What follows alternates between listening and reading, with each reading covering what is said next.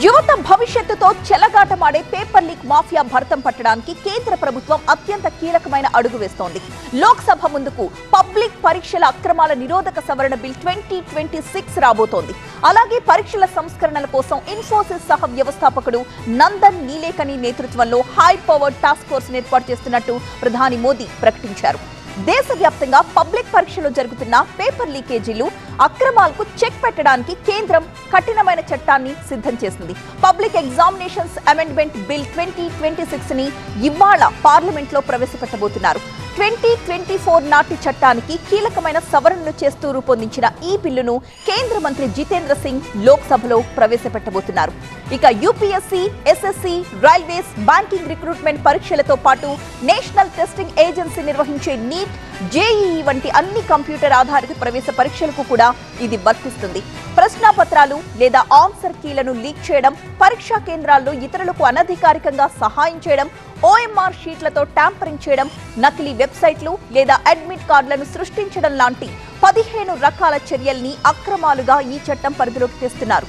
అయితే పరీక్షలు రాసే అభ్యర్థులు, విద్యార్థుల్ని శిక్షల పరిధి నుంచి మినహాయించారు. కేవలం వ్యవస్థీకృత ముఠాలు, అసాంఘిక శక్తులు, నిబంధనలు ఉల్లంఘించే సంస్థలకే ఈ చట్టం వర్తిస్తుంది.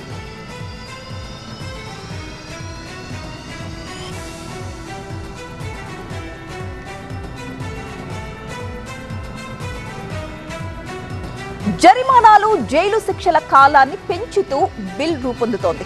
దర్యాప్తు, న్యాయ విచారణలో జాప్యాన్ని నివారించేలా ఈ చట్టం ఉండబోతోంది. అక్రమాలకు జైలు శిక్ష 5 నుంచి 10 ఏళ్లకు పెంచుతున్నారు. అక్రమాలకు 50 లక్షల రూపాయల జరిమానా, పేపర్ లీక్ గ్యాంగ్లకు 10 కోట్ల రూపాయల వరకు జరిమానా, ఎగ్జామ్ సర్వీస్ ప్రొవైడర్లకు 5 కోట్ల రూపాయల జరిమానా విధించబోతున్నారు. నిబంధనలు ఉల్లంఘిస్తే 8 ఏళ్ల పాటు బ్లాక్ లిస్ట్ లో పెడతారు. 2 నెలలలోపే విచారణ పూర్తి చేయడం తప్పనిసరి. దీనికోసం ప్రత్యేక ఫాస్ట్ ట్రాక్ కోర్టులు కూడా ఏర్పాటు చేశారు. చార్జ్ షీట్ తరువాత 3 నెలల్లోపు తీర్పు లక్ష్యంగా పెట్టారు.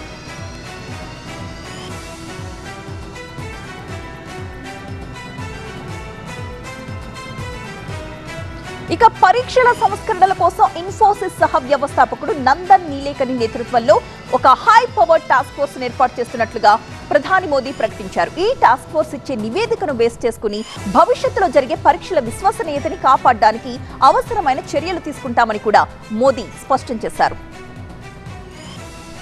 विद्यार्थियों के भविष्य के साथ खिलवाड़ किया, वे जेलों में सड़ रहे हैं. हमने फास्ट ट्रैक कोर्ट बना चुके हैं. हम पार्लियामेंट के अंदर भी कठोर कानूनों के प्रावधान के साथ नया कानून बनाने की दिशा में भी आगे बढ़ रहे हैं. लेकिन हमें भविष्य के लिए सोचना है. हमारी परीक्षा पद्धति विश्वस्त हो, हमारी परीक्षा पद्धति ट्रांसपेरेंट हो, हमारी परीक्षा पद्धति में सबसे ज्यादा अब टेक्नोलॉजी का उपयोग हो. इन सारी बातों को ध्यान में रखते हुए विश्व प्रसिद्ध टेक्नोलॉजी एक्सपर्ट श्रीमान नंदन नीलेकनी जी के नेतृत्व में एक हाई पावर टास्क फोर्स बनाने का निर्णय किया है, जो एग्जामिनेशन रिफॉर्म की तरफ फोकस करेगा और जल्द से जल्द आने वाली परीक्षाओं की विश्वसनीयता को सुनिश्चित करने का काम इसके रिपोर्ट के आधार पर कर दिया जाएगा. పోటీ పరీక్షలను మరింత పారదర్శకంగా, సురక్షితంగా, అత్యాధునిక సాంకేతిక పరిజ్ఞానంతో నిర్వహించేందుకు ఈ కమిటీ పలు సిఫార్సులు చేయనుంది. ప్రశ్నాపత్రాల భద్రతను పటిష్టం చేయడం, అభ్యర్థుల ధృవీకరణ, మూల్యాంకన విధానాలు, పరీక్షల నిర్వహణలో సాంకేతికతను ఏ విధంగా అమలు చేయాలనే అంశాలపై ఈ బృందం అధ్యయనం చేస్తుంది. మాజీ ISRO chairman S Somanath, intelligence bureau మాజీ director Tapan Deka, IIT Madras director V Kamakoti, మాజీ విద్యాశాఖ కార్యదర్శి అనితా కల్వాల్, లాజిస్టిక్స్ పరిపాలనా నిపుణుడు అమృత్ లాల్ మీనా ఈ టాస్క్ ఫోర్స్ లో సభ్యులుగా ఉన్నారు.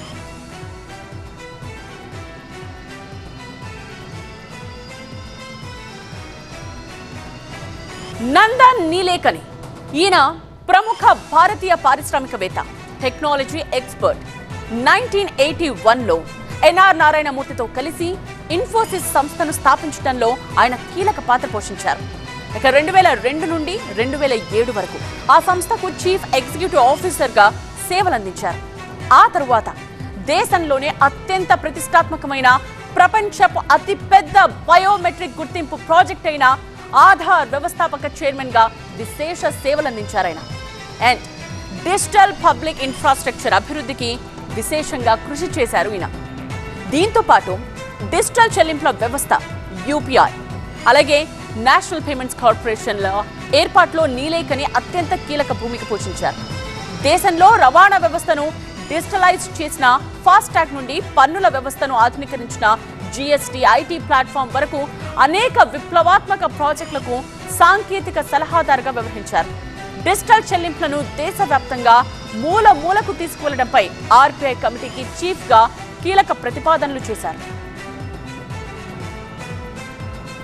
ఈ హై పవర్ టాస్క్ ఫోర్స్ పరీక్షల డేటా హ్యాకింగ్ కు గురి కాకుండా ఉండేలా end to end encrypted platform ను రూపొందించనుంది. అలాగే పరీక్షా కేంద్రాల్లో బయోమెట్రిక్, ఆర్టిఫిషియల్ ఇంటెలిజెన్స్ ఆధారిత తనిఖీల ద్వారా ఇతరుల పేర్లతో పరీక్ష రాసే అక్రమాలకు కూడా స్వస్తి పలకనున్నారు.